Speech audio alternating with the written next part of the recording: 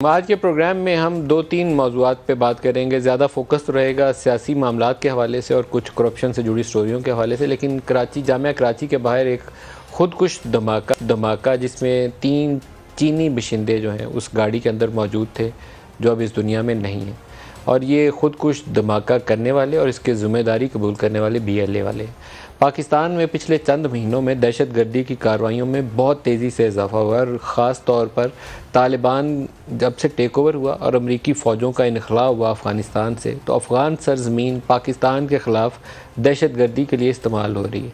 ये एक ऐसी अफसोसनाक सूरत हाल है कि 15 अगस्त से शुरू कर लें और आज तक कितने हमलों में इजाफा हुआ, उसकी अगर परसेंटेज निकालें तो पिछले कई सालों की निस्बत बहुत ज़्यादा निकलती है। तो अफ़गान सरज़मीन से पाकिस्तान पे हमला हो, ये तो काबिल कबूल होना ही नहीं चाहिए। अफ़गानों को हमने कई दहाइयों से 40 लाख अफ़गान पाकिस्तानी सरज़मीन के ऊपर हमने उनको जगह दे के रखी, अफ़गान भाई बना के रखा।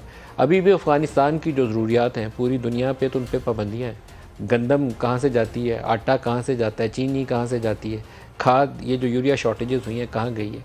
तो कुछ अफ़गान तालिबान को भी गौर करना चाहिए कि वो एलिमेंट्स जो पाकिस्तानी सरज़मीन के ऊपर आकर खून रेज़ी में मुलव्वस है या पाकिस्तान के मफादात के ख़िलाफ़ हमला करने में मुलव्वस है, उनको अफ़गान सरज़मीन के ऊपर जगह नहीं मिलनी चाहिए।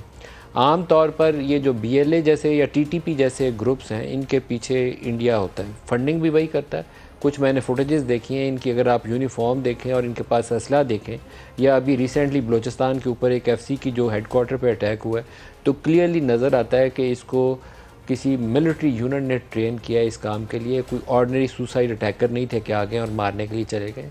इसके ऊपर पाकिस्तान को अक़वाम मुत्तहिदा में सवाल उठाना चाहिए कि ये नॉन स्टेट एक्टर्स को भारतीय जो फोर्सेस हैं वो यूज़ कर रही हैं पाकिस्तान में दहशतगर्दी फैलाने के लिए। बहुत सीरियस मैटर है और हम अपनी सियासत के अंदर इतने उलझे हुए हैं कि हमें होश ही नहीं है कि हमारा रोज़ाना की तादाद में कोई कौम का बच्चा शहीद हो रहा है और आज 3 चीनी बाशिंदे इसके अंदर चले गए। बहुत दुख की बात है। प्राइम मिनिस्टर ने चीनी सफारत खाने का विज़िट किया और बहुत अच्छा जेस्चर है, उनको तसल्ली भी देनी चाहिए और इंश्योर करना चाहिए कि इस वाक़े के पीछे जो है सबको कैफरे किरदार पर पहुँचाएँगे, एक को भी नहीं छोड़ेंगे, सबको चुन चुन के इस जगह से, पाकिस्तानी सरज़मीन से उनका ख़ात्मा किया जाएगा।